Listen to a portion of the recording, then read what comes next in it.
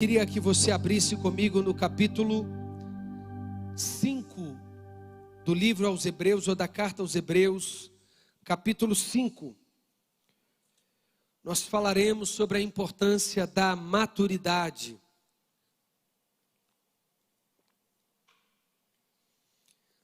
O cristão maduro, o tema da mensagem é amadureça, amadureça. E talvez você se pergunte: Tiago, mas eu já amadureci tanto, eu deixei as coisas velhas para trás, tudo já se fez novo, eu respeito a minha esposa, eu já aprendi a obedecer à minha liderança, eu já desenvolvi maturidade em compromissos corporativos. Tiago, eu já estou na maioridade, eu mesmo pago a minha conta, eu lavo, passo, eu faço tudo, eu já sou maior de idade. Eu já sou, na verdade, úrius. Então, nós vamos aprender qual tipo de maturidade as Escrituras nos convida. Tem gente que fazendo tudo isso, infelizmente, continua um nanico na fé. Alguém que só desceu até as canelas diante das águas que Deus preparou. Ele não mergulhou, ele não deixou os artelhos, os ombros, ficarem submersos diante dessa água. E é isso que nós vamos compreender. Assuntos espirituais só podem ser discernidos espiritualmente. Se você não se propõe a desenvolver a sua vocação, salvação e a esperar com ela, ou esperar por ela de maneira gloriosa, você ainda é alguém que precisa desenvolver a sua salvação. E é isso que nós vamos aprender aqui na carta aos Hebreus, no capítulo 5. Obviamente que essa palavra também me confronta muito. Capítulo 5, verso 11. O autor aos Hebreus, desconhecido, escreve dizendo: quanto a isso, temos muito o que dizer, coisas difíceis de explicar, porque vocês se tornaram lentos para aprender. Embora a esta altura já devessem ser mestres, precisam de alguém que ensine a vocês novamente os princípios elementares da palavra de Deus. Estão precisando de leite e não de alimento sólido. Quem se alimenta de leite ainda é criança e não tem experiência no ensino da justiça. Mas o alimento sólido é para os adultos, os quais, pelo exercício constante, tornam-se aptos para discernir tanto o bem quanto o mal. Feche os seus olhos, vamos orar rapidamente mais uma vez. Pai, nós queremos agradecer ao Senhor por essa palavra. Oramos para que o Senhor nos permita desenvolver, crescer e amadurecer ainda mais. Ainda em nosso coração milindres, picuinhas, formas que não são baseadas nos fundamentos elementares da sua palavra. Ainda insistimos que as coisas precisam ser do nosso jeito e não do jeito do Senhor. Nos ajude a mergulhar em assuntos sobrenaturais que a tua palavra nos leva a ele, a experimentarmos uma maturação, uma compreensão, uma vida em sabedoria, em dependência, em lucidez, em clareza nas Escrituras. Nos dê graça na resolução dos desafios e problemas. Não nos permita ser dependentes e codependentes emocionalmente de ninguém, Senhor. Nos faça compreender essa liberalidade de que possuímos diante da sua presença. Que o Senhor seja o árbitro mediante o teu Santo Espírito. Que a tua palavra seja a bússola. Que a voz profética seja as Escrituras. Que o Senhor seja Cristo. Que o dono da nossa história seja o Senhor. Aquele que escreveu, aquele que é o autor e o consumador da fé. Por isso nós oramos para que nesta tarde de quinta-feira saiamos daqui consolados, edificados e exortados pela sua palavra, no nome de Jesus. E você diz, você pode aplaudir o nome do Senhor? Glória a Deus. Glória a Deus. Meus irmãos, a gente precisa linkar o que o autor aos Hebreus está querendo com essa afirmação dolorosa. Imagina um pirralho desse, apontar o dedo no seu rosto e falar para você deixar de ser frouxo ou amadurecer. Talvez esse desdenho e essa desaventurança causaria uma ruptura na nossa amizade. Ninguém gosta de ser confrontado. A verdade é que o confronto, apesar de doer, ele nos faz crescer. Confrontar é a pedagogia de Cristo em cortar, podar um galho seco para que ele continue crescendo. E o time que normalmente está ganhando não se mexe. Essa é uma fala cultural nos tempos contemporâneos. Então olhamos para a nossa vida e parcialmente vemos áreas organizadas. Finanças, paguei as dívidas, já sou maduro. O maduro não faz dívidas. Eu já organizei as pendências financeiras, eu paguei em quem eu devia, não passa da obrigação. Então é isso que nós vamos desenvolver. Nós temos colocado no pedestal da maturidade aquilo que deveria ser óbvio, aquilo que já deveria ser vivido de maneira natural. Mas aqui, o autor aos Hebreus está fazendo um contraste com a maturidade, um assunto que primariamente não tem nada a ver. O autor aos Hebreus, no capítulo 5, inicia a perícope, esse pequeno texto, falando do sumo sacerdócio. E o que é que o sumo sacerdócio tem a ver com maturidade? Quando olhamos para isso, não conseguimos nem linkar um assunto no outro. Eles parecem antagônicos, opostos. E ele diz, começando, todo sumo sacerdote é escolhido dentre os homens e designado para representá-los em questões relacionadas com Deus e apresentar ofertas sacrificadas pelos pecados. Então, quando Deus estabeleceu o primeiro sumo sacerdote, a pergunta humanamente é: quem foi o primeiro sumo sacerdote estabelecido por Deus? Em alto e bom som, nós diríamos Arão. É o primeiro sumo sacerdote humanamente estabelecido. E Tiago, o que Arão tinha de tão maduro para Deus o escolher, para representar o povo diante dele? Deus não queria falar com todos de uma vez. Isso se chama tipologia na teologia. Tipo. Irmão, você tem um tipo de um tênis que parece com o meu. É tipo meu, só que a cor é diferente, algumas características. No Antigo Testamento, nós temos várias tipologias. O tabernáculo era a tipologia do templo. O templo, a tipologia da igreja. E a igreja, a tipologia do tabernáculo que é nós, humano. Então nós temos vislumbres e sombras do Antigo Testamento que vão sendo desdobradas, tirando as facetas, descortinando, e o quebra-cabeça vai sendo organizado e montado.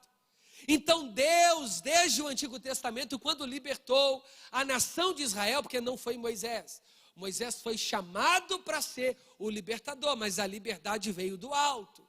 É Deus quem usou Moisés, apesar dele, para libertar o próprio povo, para que o homem não tome os méritos de Deus e muito menos roube a glória de Deus. E Moisés, se você não sabe, ele tinha uma dificuldade na fala. Moisés, tendenciosamente, provavelmente, era gago. E talvez como libertador, para representar um povo, ele sentia o peso dessa deficiência. Deus então, escolheu Arão, o seu irmão, para poder falar em nome do povo. Mas quando Deus levanta Arão para ser o primeiro sacerdote, e depois de Arão descenderia os sacerdócios. Eita! A gente imagina que Arão era um varão maduro, perfeito. É porque é assim que a gente pensa com quem está no púlpito. Eles são os representantes de Deus. Olha para você ver como eles são santos, como eles são intocáveis, como eles são os paladinos. Eles parecem que sobem no púlpito, são homens e mulheres que falam face a face com Deus. Por isso que quando estes homens estão aqui, mulheres, pecam, transgridem, erram, vacilam, dá um passo de imaturidade, logo a plateia pensa, como pode? Alguém que está aí, transgredir tanto, que decepção, vou sair da igreja, vou abandonar Jesus, vou parar de orar, quem tanto eu amava parece que não ama Deus, quem tanto eu admirava parece que não é tão santo assim, e isso vai criando dentro de nós concepções erradas sobre maturidade. Maturidade não é não errar, maturidade é a decência do desejo de acertar sempre. Já começa aí. E Deus, para constatar e ilustrar isso de forma materializada, Ele levanta um homem, irmão do libertador, que não era gago, falava como um papagaio, mas ao mesmo tempo tinha um coração idólatra. O primeiro sacerdote da história fazia bezerro de ouros. Deus começa o sacerdote ou o sacerdócio com o homem com o coração inclinado à idolatria. Então a imaturidade nasce de achar que a obra de Deus tem a ver com o aperfeiçoamento ou o autoaperfeiçoamento humano. Quanto mais maduro, aquele que menos erra. Não! Quanto mais maduro, mais transparente diante dos erros. Quanto mais maduro, mais perto de Cristo. E mais vulnerável, maduro se torna. É por isso que Deus não fez questão de escolher um homem sem pecado algum como primeiro sacerdote. Ele escolheu o sumo sacerdote sem pecado. E não foi um homem qualquer. E é isso que a gente vai aprender aqui. Então ele começa a dizer, esse primeiro sacerdote é capaz de compadecer dos pecados dos que não têm conhecimento, se desviam, visto que ele próprio está sujeito à fraqueza. O primeiro homem que deveria ser o maduro da história, para representar a Deus, para representar os homens diante de Deus, era um homem que precisava ter conhecimento. Mas o que faz um homem ter conhecimento de Deus? Criar um bezerro de ouro. Onde está esse conhecimento que ele possui? Porque conhecimento, sem a experiência do que conhece, é apenas um vislumbre de ideias. É palavras e ideias no vento. É melhor um livro inteiro no coração do que dezenas de versículos escritos só no Instagram. A maturidade não nasce de saber. Já sei.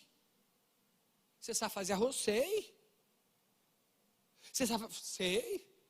Você sabe quem é Jesus? Sei. Você sabe que tem que seguir os ritos? Sei. Mas a prática do que se sabe não é acompanhada desse conhecimento. Arão sabia quem era Deus de Moisés, mas não o Deus do próprio Arão. Tem gente que é imatura por viver cavalgando no cavalo da fé do outro. Ele não tem experiência com cavalgar. Ele não é alguém que experimentou a fé. Ele ouviu. Ele sabe quem é o Deus da mãe, o Deus do pai, o Deus da Lagoinha, o Deus do pastor Márcio, o Deus de Cicrano, Beltrano, dos movimentos da Vivali, mas o Deus dele ele não sabe quem é. Talvez ele tenha até vários outros deuses como Arão. É aquela pessoa que está como um barquinho de papel à deriva. O vento vai soprando e vai indo embora. Não tem propósito, não tem direção, vai negociando valores no meio do caminho, aparece um contatinho, logo ele aceita, sentiu carência, ele se deita com qualquer mulher, a mulher sentiu-se carente, se deita com qualquer homem, traz o namorado para dentro de casa, não casa antes, não resolve pendência, vive de confusão. É essa pessoa que conhece o Deus de outros, mas não a si próprio. Nós precisamos saber que Arão representava os homens diante de Deus, mas o texto diz que o próprio Arão precisava também apresentar ofertas ao seu próprio pecado. Primeiro sinal da imaturidade, não reconhecer as fraquezas. Não, eu estou indo lá, saio da igreja, vou lá conversar com meus amigos, mas eu não bebo não, só fico lá. Irmão, você pode ter certeza que uma coisa que eu e você não temos, e infelizmente o diabo tem, é paciência. O maduro sabe os riscos, ele não entra para conferir, ele foge da aparência do mal. Ele não brinca com aquilo que afasta ele de Deus. Ele apaga, ele foge, ele consome, ele destrói, queima de arquivo. A maturidade nos leva a compreendermos as nossas muitas deficiências. E Arão estava como sacerdote, ele não nasceu sacerdote. A gente precisa aprender a desassociar a vocação da essência. Exemplo, eu sou vocacionado ao pastoreio, mas antes do pastoreio, eu sou filho de Deus. E mais importante do que ser pastor é ser filho. Então, ser pastor não me torna filho, mas ser filho pode me tornar pastor. Consegue compreender? Às vezes a maturidade das pessoas está ligada ao que elas vão desempenhar. E aqui está cheio de gente achando que só quando subir é que vai ser maduro. Não, tem muito mais irmãos maduros aí embaixo do que é talvez aqui em cima. Compreendem a importância da santidade, da vida com Deus. A maturidade é não se permitir também cair nesse automatismo religioso. Eu já sei como é que funciona o culto, você sabe como é que funciona a liturgia, mas sobre adoração sabemos pouco. Nós sabemos como montar sermão, mas sabemos pouco como vivê-lo. Tem aula de homilética para aprender a falar. Tem aula de oratória para aprender a colocar as palavras na hora certa, mas não tem aula de mudança de caráter. Aí é a essência de postura. Então amadurecer é também compreender que Arão representa Deus, mas ele também precisa de algo para o representar. Sabe aquele pastor que não é pastoreado? Não amadureceu.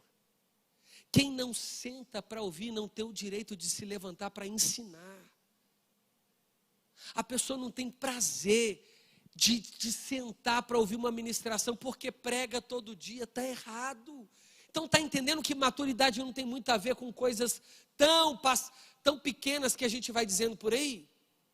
É o crente que você não pode exortar, porque como ele tem 67 anos de igreja, 230 anos só de ministério, ele não aceita ser corrigido por uma pessoa que chegou ontem. Só que a diferença do que chegou ontem, o último, está mais sensível do que ele que já está com o coração igual de Eli, seco. Amadurecer é estar no caminho, mas pronto para ser corrigido. Segunda característica.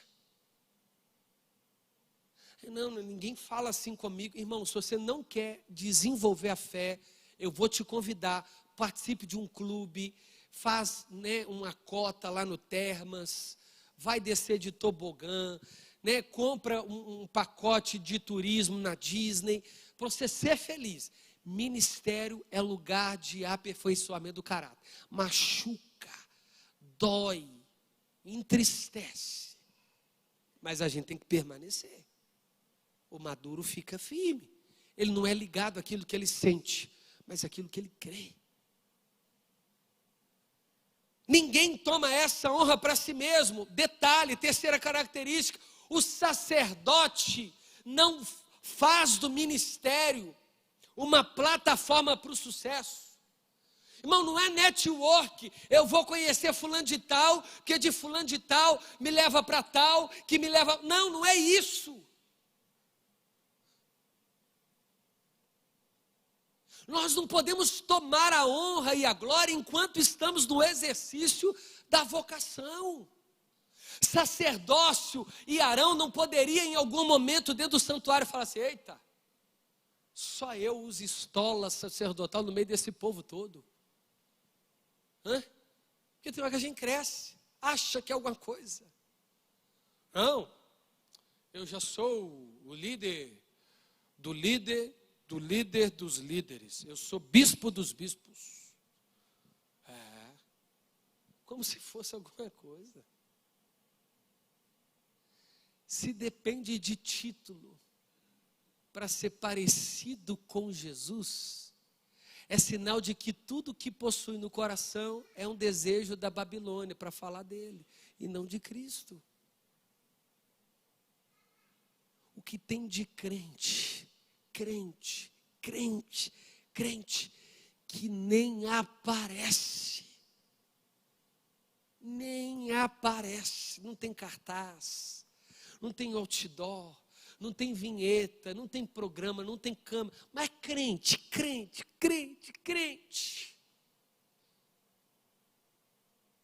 Que aí é aquela pessoa que nunca se abala igual os montes de Sião, mas permanece. Passa vento, sai vento e ela está lá, madura, firme, em Cristo, não se abala com quedas, não se abala com movimentos, não se entusiasma, sabe, com coisas que passam. Ela só quer Jesus, a palavra, o viver diário com Deus. É alguém contínuo, perseverante.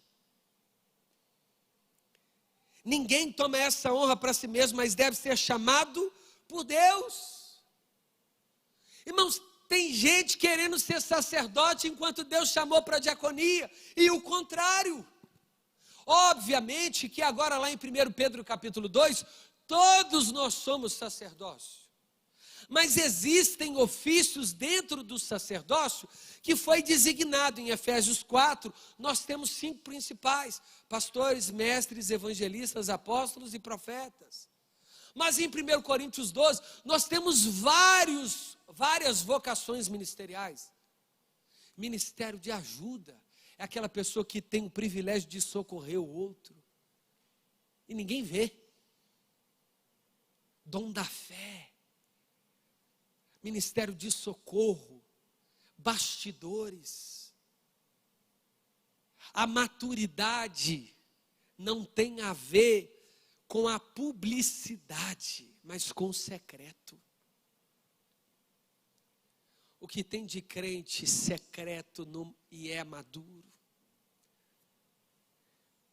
que não é levado por qualquer onda de ideologia, de sofisma, de heresia. Mas onde nós queremos chegar com isso? Da mesma forma, Cristo não tomou para si a glória. Se nem Cristo tomou a glória de ser o sumo sacerdote, o que eu e você caçamos fazer isso? Não, fulano só converteu depois da minha oração. Mentira. A oração de um justo pode muito em seus efeitos, mas é de Deus o querer e o efetuar. Nós temos que aprender a baixar um pouquinho essa bola e deixar as coisas na mão de Deus e devolver o louvor para Ele. E é lindo quando fazemos isso. Irmão, em coisas simples. Tem gente que compartilha um devocional e não põe quem foi que escreveu o devocional embaixo. Ele rouba a glória do autor de uma frase. Eu não posso me apropriar do que é do outro. Aonde que está a vergonha em reconhecer, dizendo assim, cara, essa frase não é minha. E se não é sua, o que nós temos que fazer? Autor desconhecido. Às vezes a gente não devolve a glória, porque nós não somos maduros. O maduro, ele sempre está procurando um jeito de honrar o outro. Igual Paulo escreve aos Filipenses.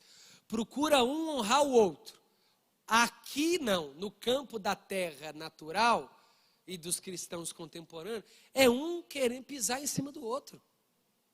Na hora do erro, fica igual Adão e Eva, foi ele, foi ela. O problema é aqui, ó. Olha lá, ó. Nós estamos precisando amadurecer, tomar para dentro de nós. Segurar essa bronca. Aprender a honrar, tem muita maturidade nisso aí. Reconhecer, tem diálogo que você não consegue fazer com a pessoa. Ela nunca reconhece o erro, ou o erro nunca está nela. Nunca. Principalmente vida sentimental. Ah, se vocês pudessem ouvir o que os gabinetes falam. É assim, ó, você conversa com a esposa. E aí? Não, meu marido não presta. Aquilo ali é um traste. Sem vergonha. Isso ali omite o serviço da casa. Aí você conversa com o marido. Não, a mulher não presta. Ela só grita o dia inteiro. Quando você junta os dois, não, minha mulher é uma bênção. Pastor, mas o senhor não está querendo entrar em... Só para você. Sabe?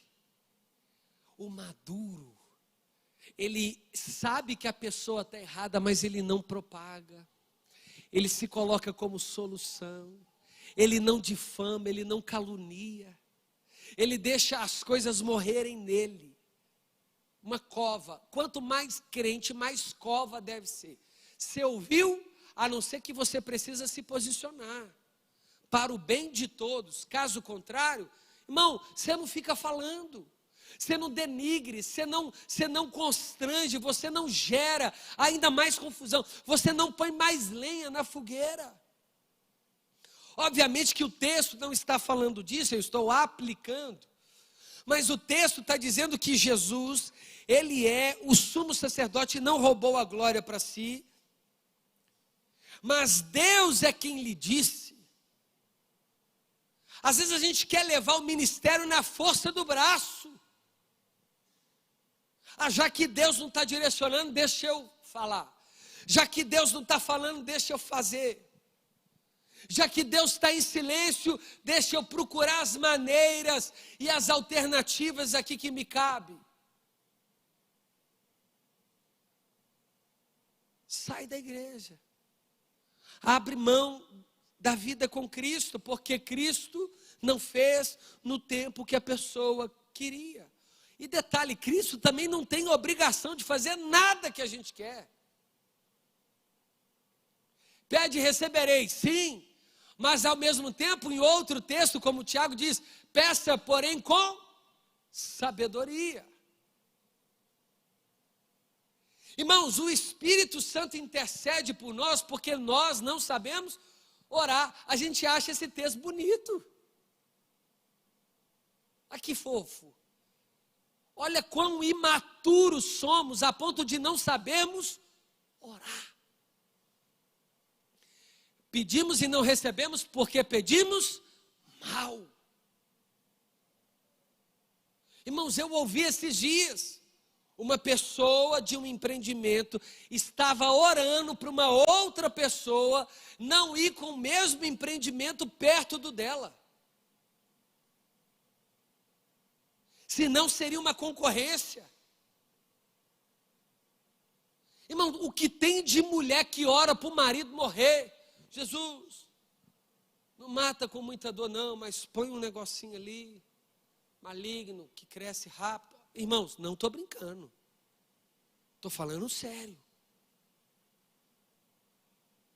É uma macumba gospel.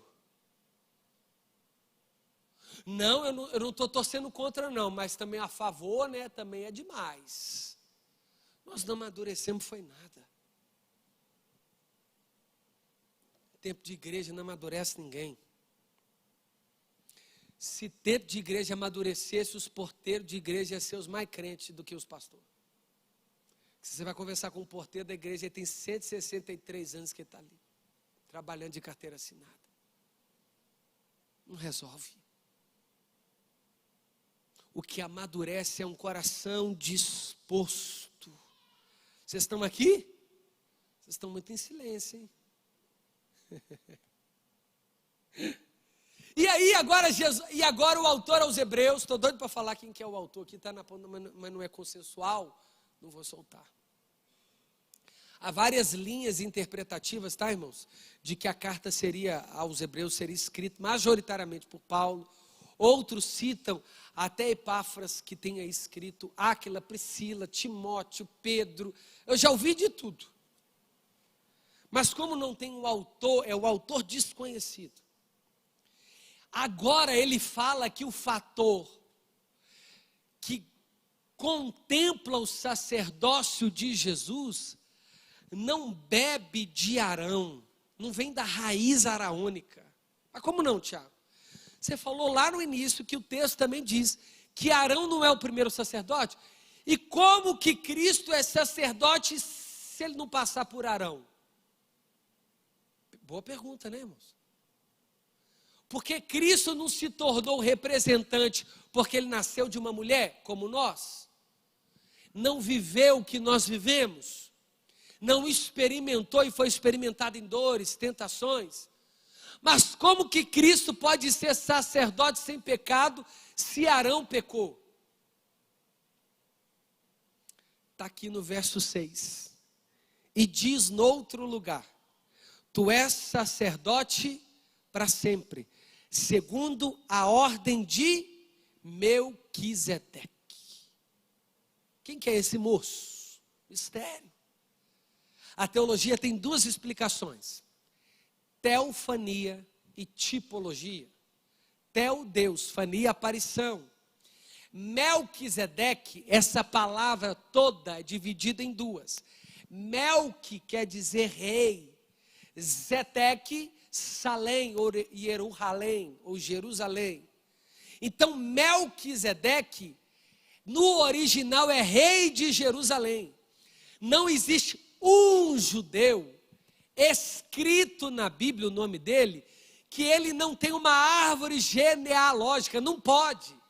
Os livros conhecidos como apócrifos católicos romanos não entraram no cano por não conter uma divina inspiração cristocêntrica. Ao mesmo tempo, eles precisam ser confirmados pelos próprios judeus de que Melquisedeque era filho de alguém. Melquisedeque não pode aparecer na história, rei de Jerusalém, sem ter pai e mãe, não. O judeu não dá crédito. É por isso que nós temos no Pentateuco, os 5 livros da Bíblia, um livro só para falar do que? Da numerologia, números. Nós temos nos evangelhos sinóticos o livro de Mateus e Marcos, começando com o quê? Genealogia. 14 gerações até chegar em Jesus, de Maria, Jesus. 14 gerações de José até Jesus. Então Jesus descende da tribo de Judá, da parte da mãe e da parte do pai. Então não pode colocar um judeu na história sem ele ter árvore genealógica. Esse é o mistério. Porque o fator Melquisedeque, a Bíblia diz lá, aqui se você for ver no capítulo 7 de Hebreus, que Melquisedeque não tinha contagem de dias. Nem pai e nem mãe. E se ele é o sumo sacerdote que faz Cristo descender, Melquisedeque não pecou. O que nós concluímos? Que Melquisedeque é uma aparição teofânica do próprio Deus, dizendo assim: Jesus, você é sacerdote em mim e não em Arão. Outros dizem que Melquisedeque é apenas uma tipologia, que a genealogia de Melquisedeque foi escondida por fatores históricos. Eu acho mais difícil, mas se você quiser acreditar nisso, não tem problema.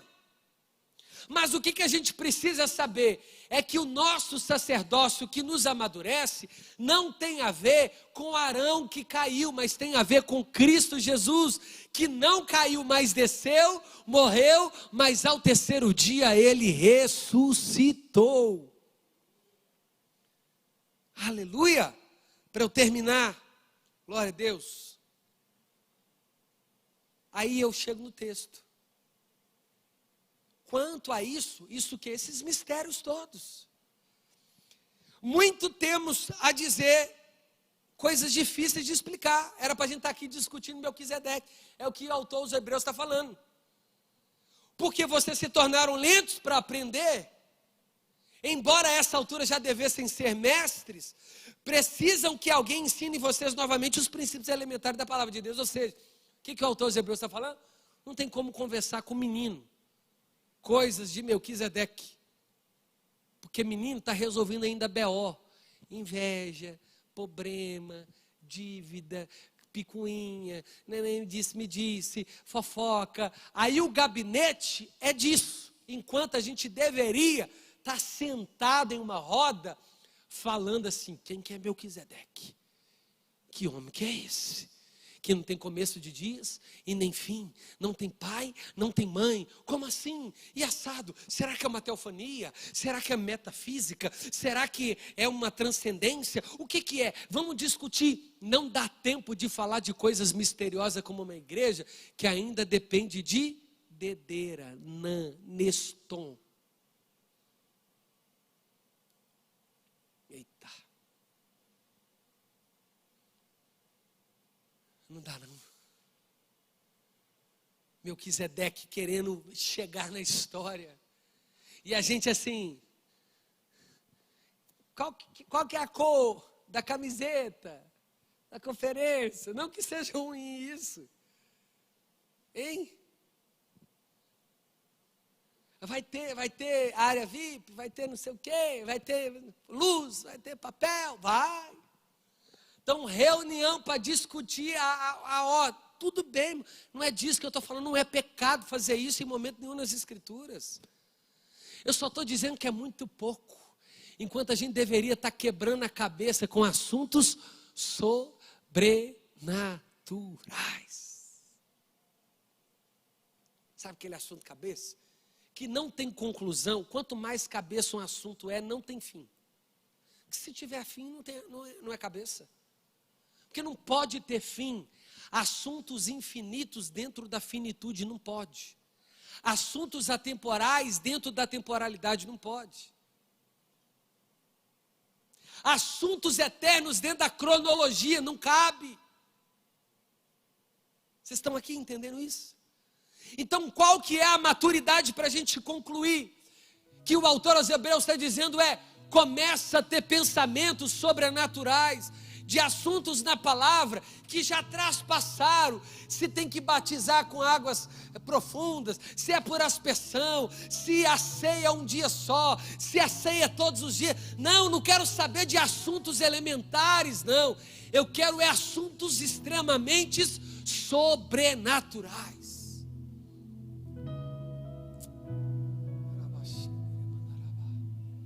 Vocês conseguem compreender isso? O autor está doido para vomitar coisas novas. Novas no sentido de que para o homem é novo, mas para Deus não. O autor está querendo desenvolver a nossa fé e a gente está assim: será que esse ano eu caso? Será que meu carro? Será que minha viagem vai dar certo? Será que a minha casa vai ter porcelanato? Será que não sei o quê? E meu churrasco? Entendeu?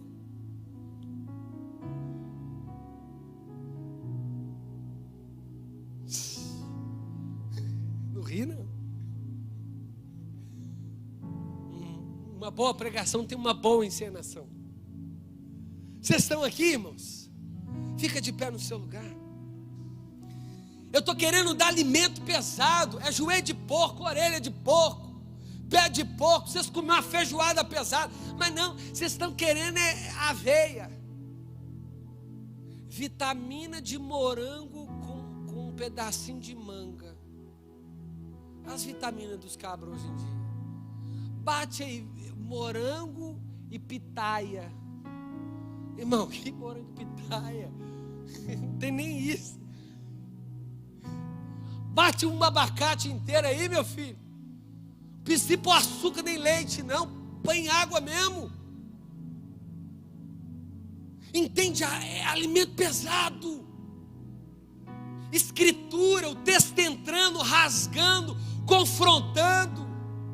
A palavra de Cristo sendo pregada, o nome de Jesus sendo exaltado. E a gente deixando coisas assim pequenas para trás. Vai, vem amanhã. Amanhã nós resolve isso aí. Verificar se a salvação está em dia. Quem se alimenta de leite ainda é criança. Paulo está contrastando maturidade. Você já viu menino comendo feijoada, pé de porco, galinhada, dobradinha? Não come. Não aguenta, não tem estômago para isso. Gás gástrico, né? Para fazer digestão não tem. A parede intestinal ainda está sendo criada. Tem crente assim. Sabe aquele crente que assim não está acostumado a comer fora de casa? Come uma coxinha no bar do Zé, passa mal.